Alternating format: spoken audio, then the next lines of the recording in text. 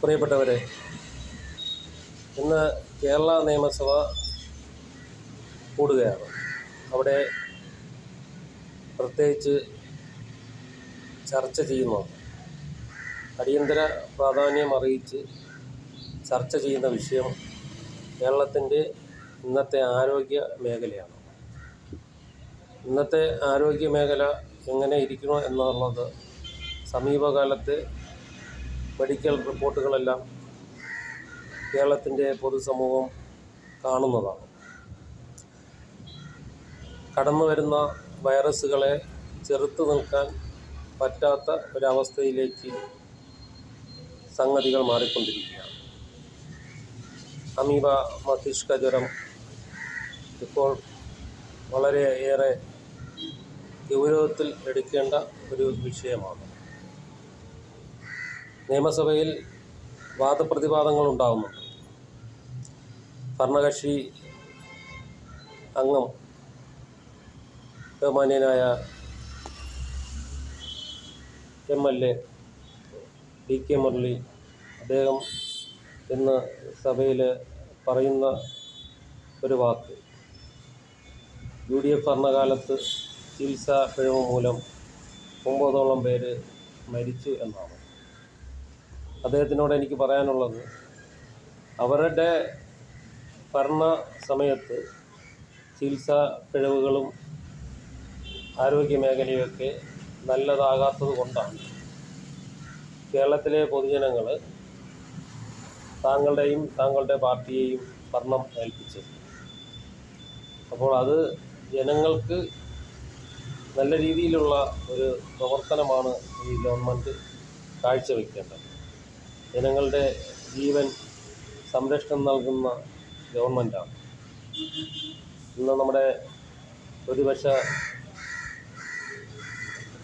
പ്രതിപക്ഷത്തു നിന്നോ മുസ്ലിം ലീഗിൻ്റെ MLA ഞെട്ടിക്കുന്ന ഒരു വിവരമാണ്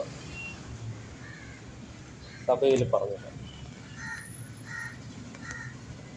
2000 കോടി രൂപ, ഒന്നും രണ്ടുമല്ല, 2000 കോടി രൂപ മെഡിക്കൽ ഫെസിലിറ്റീസ് സൗകര്യങ്ങൾക്ക് അവർ മുടക്കിയിട്ടുള്ളതിൽ കടമായി ഇനിയും കൊടുക്കാനുണ്ട് എന്നാണ്.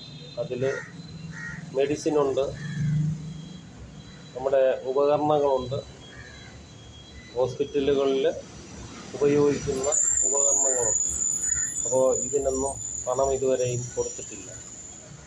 സാധാരണ ഹോസ്പിറ്റലുകളിൽ പണം കൊടുക്കാത്തത് കൊണ്ടാണ് ഈ സംഗതികളൊന്നും ഇല്ലാത്തത്. മെഡിക്കൽ ഉപകരണങ്ങളോ പിന്നെയോ മരുന്നോ ഇതൊന്നും കിട്ടുന്നില്ല. അപ്പോൾ ഇതിൻ്റെയൊക്കെ അഭാവം എല്ലാ ഹോസ്പിറ്റലുകളിലും ഉണ്ട്. അത് കാര്യം ചോദിച്ചാൽ ഡോക്ടറെ കുറ്റപ്പെടുത്തുകയും ചെയ്യുന്ന ഒരു ഗവൺമെൻറ് എത്രയും പെട്ടെന്ന് ജനങ്ങളുടെ കാര്യത്തിൽ നീതിപൂർണമായ ഒരു അടിയന്തര പ്രാധാന്യം അറിയിച്ചുകൊണ്ട് നീതിപൂർണമായ ഒരു നീതി നടപ്പാക്കിക്കൊണ്ട് ജനങ്ങളുടെ ആരോഗ്യം ശ്രദ്ധിക്കണം. ജനങ്ങൾ ജീവിച്ചിരുന്നാൽ മാത്രമേ ഇവിടെ ഈ ഖജനാവിലേക്ക് നിങ്ങളെ എല്ലാവരെയും സംരക്ഷിക്കുവാൻ പണം എത്തിച്ചു തരാൻ, ഖജനാവിലെ പണമെന്ന് പറയുന്നത് അത് നമുക്ക് കരമടയ്ക്കുന്നതാണ്. ജനങ്ങളിവിടെ ഉണ്ടെങ്കിൽ മാത്രമേ ഈ കരമടയ്ക്കാൻ പറ്റുകയുള്ളൂ. ജനങ്ങൾ ആരോഗ്യത്തോടു കൂടി ഇരുന്നാൽ മാത്രമേ ജനങ്ങൾക്ക് വിദേശ മണ്ണുകളിൽ പോയി പണി ചെയ്യുവാൻ കഴിയുകയുള്ളൂ.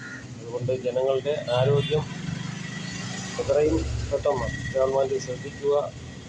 നമ്മുടെ ഇതുപോലെയുള്ള വൈറസുകളെ പ്രതിപക്ഷം നോക്കാതെ എത്രയും പെട്ടെന്ന് പിടിച്ചു കെട്ടുവാനുള്ള ഒരു സംവിധാനം ചെയ്യണമെന്നാണ് ഗവൺമെൻറ്റിനോട് എളിയ പൊതുപ്രവർത്തകൻ എന്ന നിലയിൽ ഞാൻ അഭ്യർത്ഥിക്കുന്നു.